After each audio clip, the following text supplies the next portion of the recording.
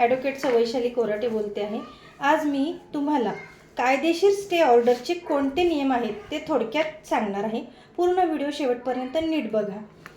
तुमच्या जमिनीवर जर कोणी बेकायदेशीर कब्जा केला तर काय करायचे? कोणी तुमच्या नावाची जमीन विकायला निघालं तर तुम्ही काय करायचं? तसंच तुम्ही कोर्टात केस टाकली आहे पण तोपर्यंत जमीन विकली गेली तर काय?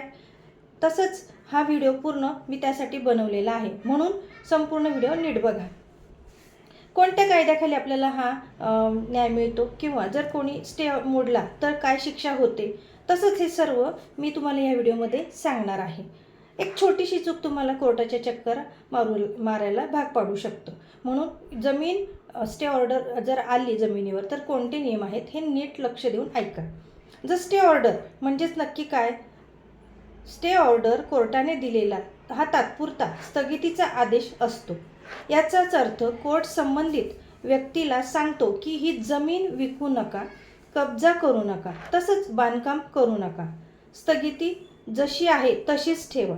याला कायदेशीर भाषेत टेम्पररी इंजंक्शन म्हणतात। Civil procedure code order 39 rule 1 आणि रूल 2 असेच जमिनीबाबत वाद असेल आणि मालमत्ता विकण्याचा नुकसान करण्याचा धोका असेल तर कोर्ट तात्पुरती स्थगिती देऊ शकतो। तसंच ऑर्डर 39 रूल 2 जर एखादी व्यक्ती चुकीचे कृत्य करत असेल, म्हणजे त्यांनी जर काही चूक केली तर आपण एखादं उदाहरण बघूया त्यासाठी। उदाहरणार्थ बेकायदेशीर बांधकाम त्यांनी केलं असेल तर कोर्टात त्याला थांबवू शकतं।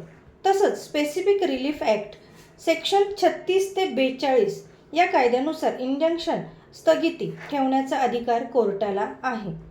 स्टे ऑर्डर मिळवण्यासाठी 3 महत्त्वाच्या अटी आहेत, आपण ते बघूयात। कोर्ट लगेच स्टे देत नाही। खालील 3 गोष्टी त्याला सिद्ध कराव्या लागतात।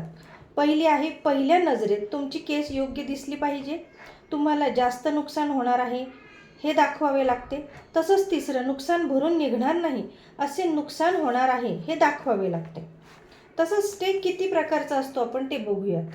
तात्पुरता स्टे असतो म्हणजे टेम्पररी स्टे असतो, केस चालू असताना दिला जातो। दुसरं, कायमचा स्टे केसच्या अंतिम निकालात हा दिला जात असतो। जमिनीची सध्याची स्थिती कायम ठेवण्याचा आदेश दिला जात असतो। स्टे ऑर्डर मोडला तर तो कोर्टाचा अवमान केला असे समजले जाते। CPC ऑर्डर 39 रूल 2A नुसार कोर्ट संबंधित व्यक्तीला दंड देखील करू शकते, मालमत्ता जप्त देखील करू शकते। तसंच 3 महिन्यांपर्यंत नागरी तुरुंगात ठेवू शकतो। तसेच हे कंटेम्प्ट कोर्टामध्येही येऊ शकतात, म्हणजे कंटेम्प्ट कोर्ट देखील त्याच्यामध्ये येत असतं। तुम्ही सिव्हिल सूट दाखल करणे, इंजंक्शन ॲप्लिकेशन टाकणे म्हणजे शपथपत्र ॲफिडेव्हिट जोडणे, तसंच 7/12 मालकी कागदपत्र जोडणे, तातडीचा अर्ज देणे या गोष्टी कराव्या लागतात। जर कोर्टाला जर वाटले की तात्काळ नुकसान होऊ शकतं तर एक्स पार्टी स्टे आपण देऊ शकतो, म्हणजे समोरची बाजू न ऐकता आपण स्टे देऊ शकतो। तसंच महसूल अधिकाऱ्यांकडून स्टे मिळतो का ते पाहूयात आपण। हो, तुम्हाला काही वेळा तहसीलदार किंवा उपविभागीय अधिकारी महसूल कायद्यानुसार स्थगिती हे देऊ शकतात। महाराष्ट्रात जमिनीबाबत महसूल कारवाईसाठी महाराष्ट्र लँड रेव्हेन्यू कोड हा लागू होत असतो, परंतु मालकी हक्काचा अंतिम निर्णय फक्त सिव्हिल कोर्टच देऊ शकतो। ह्या गोष्टी लक्षात ठेवा। आता महत्त्वाची टिप्स बघूयात। फक्त अर्ज केल्यानं स्टे मिळत नाही, तसंच कोर्टाचा लिखित आदेशही लागत असतो। आदेशाची सर्टिफाईड कॉपी तुम्ही घ्या। पोलिसांकडे देताना लेखी अर्ज द्या।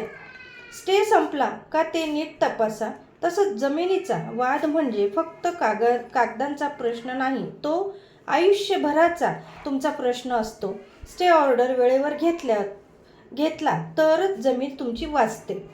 उशीर केला तर तुम्हाला नुकसान भरून तुमचं निघत नसतं, तुम्हाला नुकसान होऊ शकतं। तुम्हाला ही सगळी कायदेशीर माहिती कशी वाटली नक्की सांगा।